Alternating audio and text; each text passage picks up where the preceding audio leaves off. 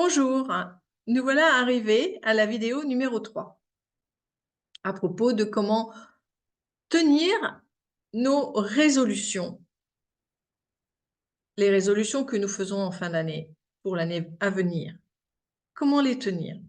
Alors, sur la vidéo numéro 1, je vous ai parlé de deux conseils. L'un, c'est faire le bilan de l'année précédente. Je vous explique comment vous y prendre aussi à ce niveau-là, parce que avec les méthodes PIT, on a très à cœur de se maintenir au centre, se maintenir à l'équilibre. Donc, il est important, avant d'avancer vers le futur, de déjà clarifier le passé.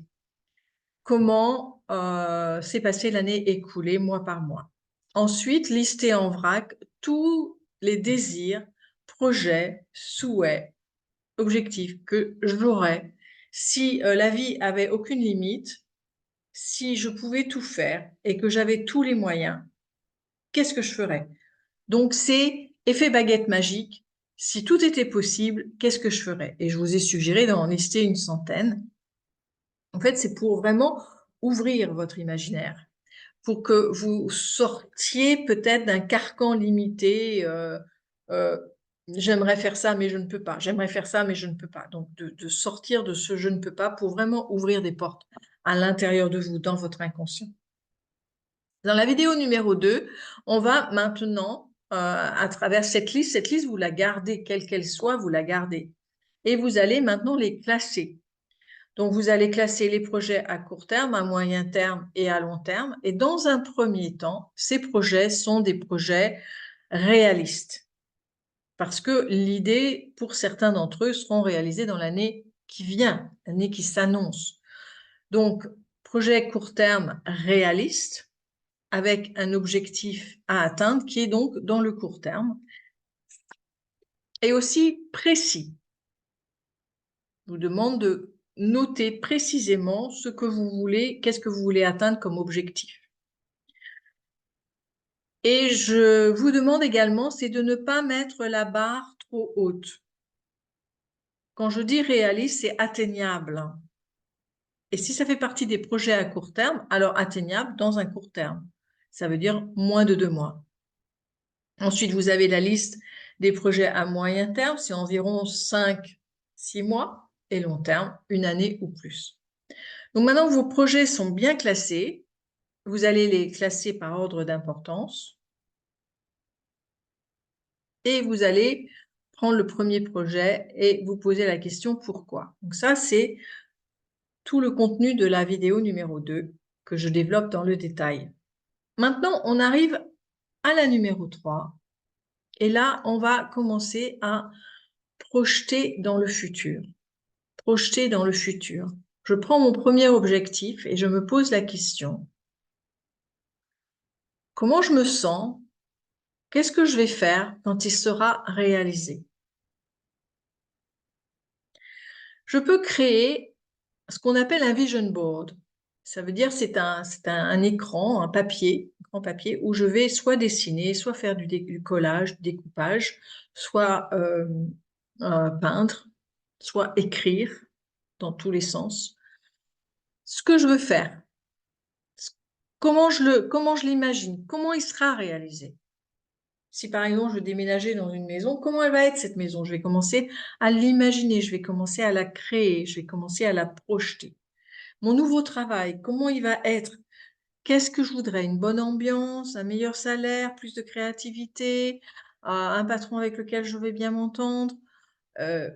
Parce que on a dans la vidéo 1 et 2, on a déjà dégagé les peurs, l'aspect réactionnel que vous pouvez avoir émotionnellement. Donc maintenant, vous êtes déjà dégagé de ça. Donc maintenant, vous voulez vous expanser, vous dilater, grandir. Et donc, projetez-vous. Projetez-vous dans ce futur. Et pour ça, vous allez fermer les yeux et vous allez respirer profondément. Et vous allez mentalement, ou même tout haut, nommer l'objectif. Nommez-le entendez les mots que vous prononcez et ressentez la vibration de ces mots quand vous les prononcez. Comment allez-vous être quand vous aurez atteint cet objectif? Comment allez-vous vous sentir? Vous respirez et vous vous imaginez être déjà cette personne qui a accompli cet objectif. Et je vous invite à ressentir 2 émotions en particulier, et plein d'autres encore bien sûr, qui sont la joie et la fierté. Je suis fière de moi pour avoir atteint cet objectif. J'avais mon pourquoi. Cet objectif a un sens pour moi, pour mon épanouissement personnel, pour mon déploiement, pour mon bien-être, pour mon bonheur. Et je l'ai atteint. Et donc je suis fière. Je suis fière d'avoir mené jusqu'au bout quelque chose qui me tenait à cœur. Et pour vous aider, vous pouvez vous aider d'un vision board, vous pouvez vous aider d'un collage, vous pouvez vous aider d'une musique qui vous parle particulièrement, avec des paroles qui vous touchent particulièrement, pour vraiment envoyer cette information dans tout votre corps, dans toutes vos cellules.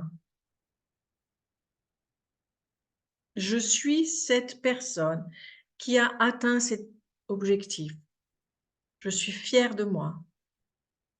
Je suis en joie. Je respire dans cette joie. Je me vois en train de vivre. Je me vois me comporter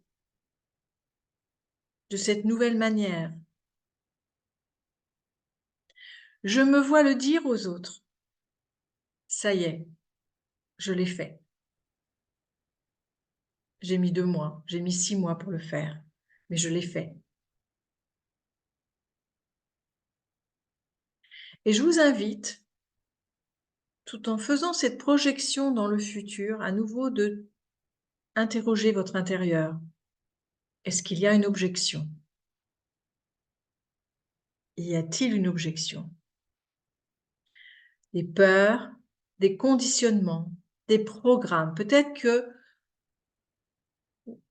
vous avez déjà vécu un échec et vous avez peur à nouveau d'échouer.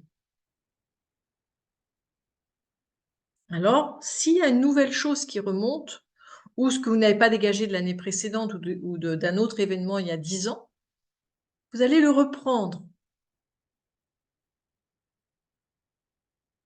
et vous allez ressentir la déception, l'échec, la tristesse, et vous allez travailler en alternance. Prenez en compte ce vécu passé qui est encore engrammé dans votre corps, dans votre émotion, qui est un frein pour vous. Il y a 3 ans, j'ai voulu changer de travail et ça n'a pas marché, je n'ai pas été prise et j'ai ressenti du rejet. Alors ressentez ce rejet, ressentez cette tristesse. Apparemment, ça avait l'air d'être le travail idéal pour vous, mais vous n'avez pas pu l'avoir. Ça n'a pas marché, vous n'avez pas été pris. Aujourd'hui, vous voulez encore changer de travail, mais vous avez peur de ne pas être pris. Donc, imaginez dans quel contexte vous aimeriez travailler. Qu'est-ce que vous voulez vivre dans un nouveau travail? Peut-être que vous voudriez qu'il soit plus près de chez vous. Peut-être que vous voudriez un meilleur salaire, une belle entente avec vos collègues, un patron qui vous respecte, avec lequel il y a une belle collaboration. Peut-être que l'entreprise est dans un domaine qui vous parle, qui vous touche personnellement. Ça peut être un domaine médical, écologique, créatif. Voilà, c'est quelque chose qui vous parle. Donc, imaginez plus profondément, dans les moindres détails, comment vous aimeriez, dans quelles conditions vous aimeriez travailler. Qu'est-ce qui vous plairait le plus? Ce même type de travail peut se faire aussi dans la rencontre amoureuse.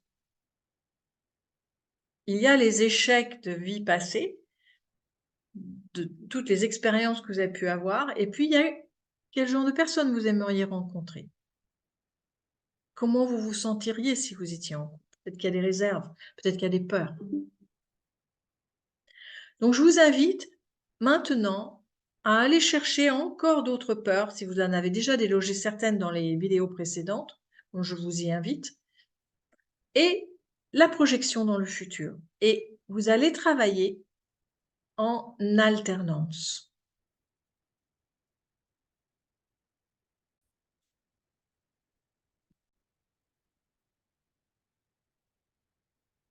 Alors voilà, avec les méthodes PIC, nous travaillons toujours dans cette alternance pour équilibrer ce qui est en nous.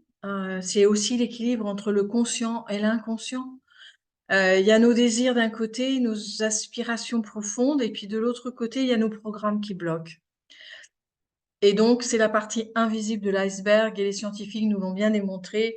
95% sont dans l'inconscient, 5% font partie du conscient. Donc voilà aussi pourquoi nous n'avons pas pu réaliser tout ce que nous désirons, parce qu'il y a tout ce qui est engrammé dans notre inconscient depuis le début de notre vie, et peut-être même plus l'humanité.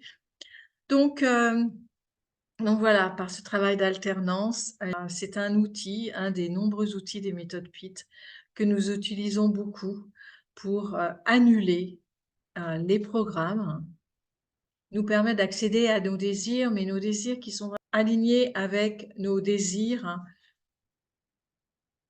qui sont réellement en accord avec qui nous sommes vraiment, et non par rapport à la société, par rapport à notre entourage, notre famille, par rapport à nos parents.